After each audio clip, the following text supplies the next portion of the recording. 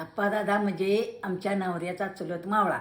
तिला म्हातारीला लेक नव्हती, लेकच ते चौघं होतं. मग त्या आप्पा दादानं तिची सेवा केली. तिला चहा करून देणे, ऊन पाणी काहीतरी करून देणे, आंघोळा घालणे, ते लुगडं घागरीतनं नेऊनशान वड्यासनं धुवून आणणे आणि पाण्याची खेप आणून ओतणे आईला आणि आणि मळ्यात बायको राहिली ती तिकडं जाणे असा करत होता.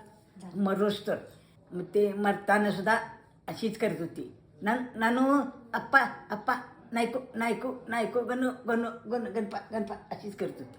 आणि एवढं म्हणायचं आणि परड्यातल्या अवला बलवा, परड्यातल्या अवला बलवा, मला खऱ्या तपकिरीची एक चिंबड द्या. अरे तुझा दांडा काय इसकट, गाडीवर डबरा काढा त्याच्या पोतात राहा आणि म्हणून झाकून कुडकून माते, तुझा दांड काय इसकटला, तुला डबरा काढला, तुझा दांड काय इसटला, अरे अप्पा, अरे नानू, अरे गणू, अरे अप्पा नायकू अशी करायची.